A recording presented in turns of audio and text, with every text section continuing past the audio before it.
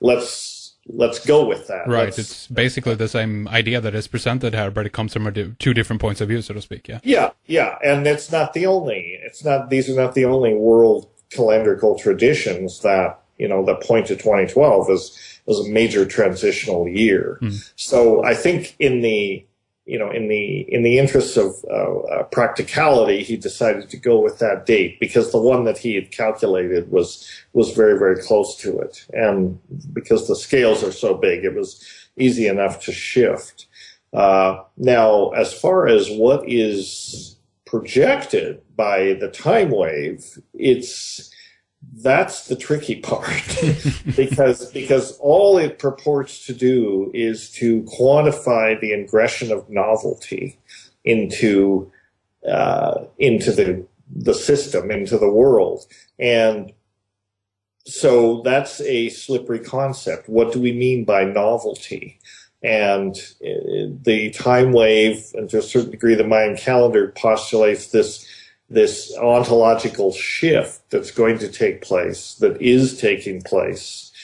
What are the consequences of that? It's hard to imagine a global shift in consciousness or a global shift in the way things are that is anything but bad if it's a wrenching shift. I mean, we can think about earthquakes, asteroid impacts, tsunamis, all of these things. But, these are things we'd rather not have happen, right? I mean, these are disaster scenarios. And even the enormous disasters that we've had that the last decade has witnessed doesn't even come close to having a global impact. I mean, the only thing I can think of that could have that kind of an impact would be an asteroid impact, of a large asteroid, possibly some kind of a cosmic event like a gamma ray burst, these sorts of things. None of these can be good for, the continued sustenance of life on Earth. So, that doesn't mean they're not going to happen. They may happen, but it's very hard to, and in fact, they almost certainly will happen, because they've happened in the past. But it's hard to nail that down to 2012, and we kind of have to hope as people that won't happen. So, because that wouldn't be a very good outcome for almost everybody on Earth. Yeah. So the question is, what else might happen that, would be short of a global, geological or climatic disaster. And I do think that the political changes that are sweeping the world, the collapse of world economies, the inevitable end of the oil era, all of these things, the acceleration in, on the positive side, the acceleration in technological change, the advances in computing power, we are headed towards some kind of a singularity. And in some ways, it seems to be a race between the positive forces and the negative forces are going to determine the outcome. It's a question of which one gets there first. You can think of changes, technological changes that would make an incredible amount of difference, in the outcomes. The emergence of true artificial intelligence, for example. Right. Actually, I was sitting here and wanted to ask you a little bit about that because I remember hearing Terrence talking about that once. He almost seemed to have a position that AI was almost like if I could encapsulate it right, almost like this was an alien presence, if you will. This is what we were going to make contact with, not ET from out there, if you will, but something that we developed. And is that something you would agree with, Dennis? Do you feel the same way about that? Yeah, I do. I think that it's always possible that we will make contact with ET or something that's not from this planet. I mean, we can all hope for that. And hopefully they'll be kind, hopefully they will be benevolent. There's no guarantee of that. They could be, really mean bastards. That's right. That's right. We don't know. In which case, we can pretty much, it's all over. But I think the important thing is the contact with an intelligence that is not human, whether we build that or whether it comes from outside, could be a huge wake-up call for our species, historically and even evolutionarily, the idea that, we're not the alpha, species necessarily. We're not the smartest kid on the block. And I think that would be a very sobering realization.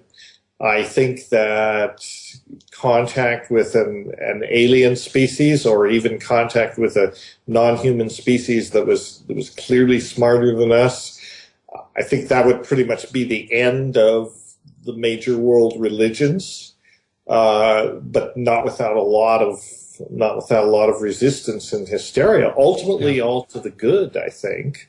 They do have to go, or many of the assumptions that, people are invested in are not helpful to the further evolution of our species. In fact, they are impediments. So, but it won't happen lightly. So there'll be a lot of turmoil around that.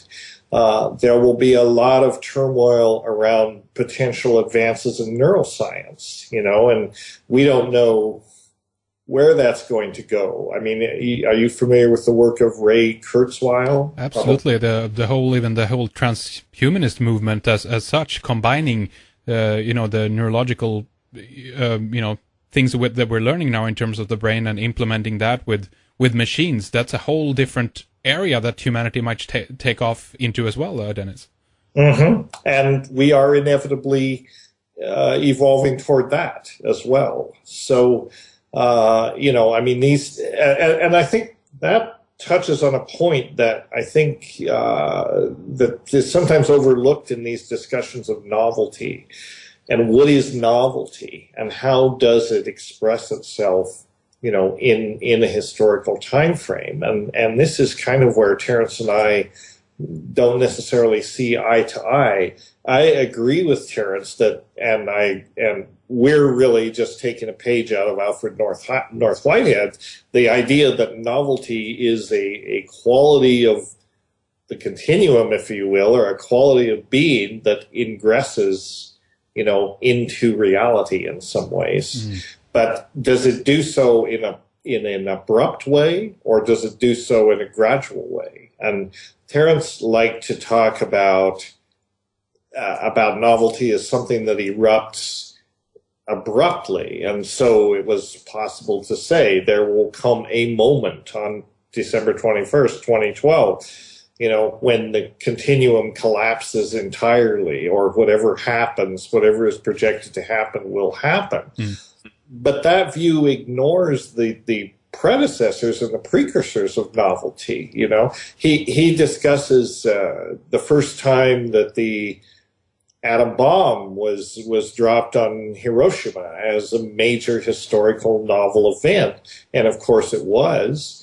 But it was the outcome of many other novel events that were less noticed, less spectacular, and yet, that event never would have happened if those other things so where was the true novel event? Was right.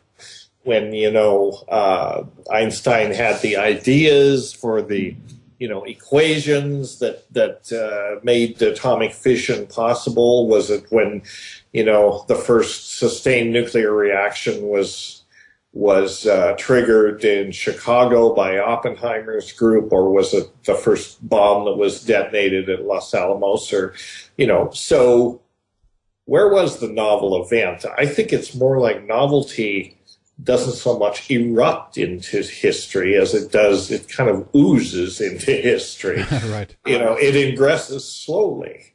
And, and almost without noticing it. I mean, right. If you think about how it is now compared to how it was 10 years ago or 15 years ago, people will say, well, things weren't really that different. We're still here. But really, if you think about it, they're quite different now.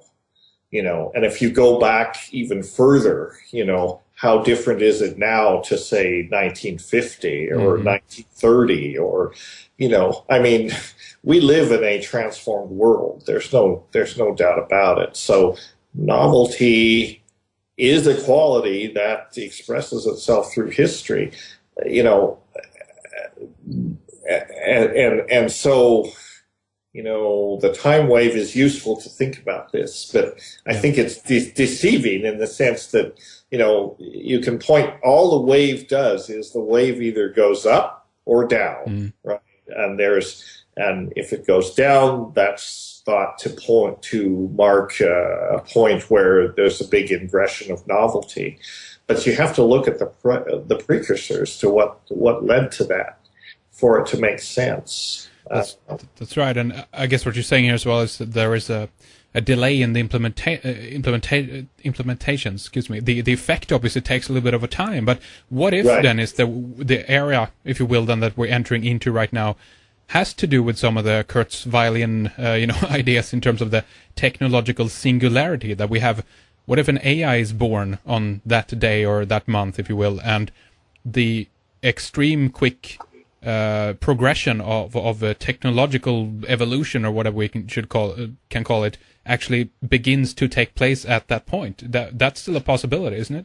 That's still a possibility. Yeah, very much so. I mean, I don't know if you mark it. Is there a moment when the AI suddenly becomes conscious, and super intelligent and in the next 30 seconds assesses the situation, decides that these stupid monkeys are the problem and gets rid of us? Right, exactly. I mean, that's entirely possible that will happen. Hopefully that won't. I mean, Kurzweil says no, they will be made in our image, so they'll love us, And let's keep our fingers crossed. We'll see about that. Yeah, see if Isaac Asimov and his robot laws actually work, right? That's the premise. Yeah, exactly.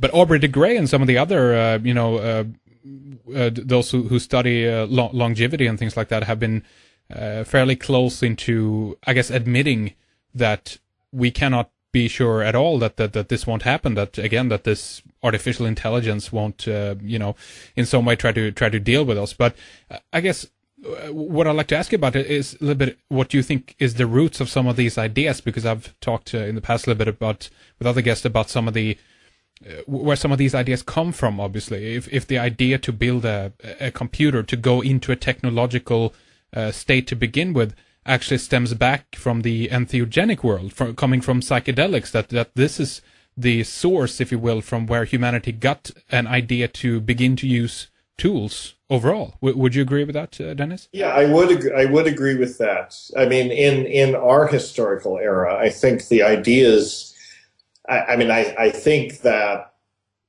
entheogens, which I don't really like that term, I prefer psychedelic.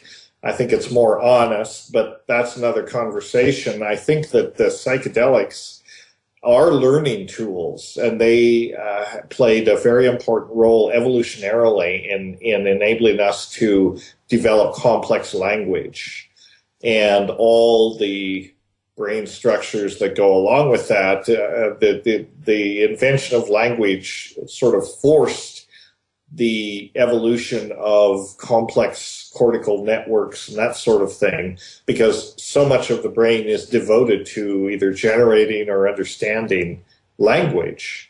And once we had complex language, it was a total game changer for our species, because on the foundation of language, we were able to invent culture.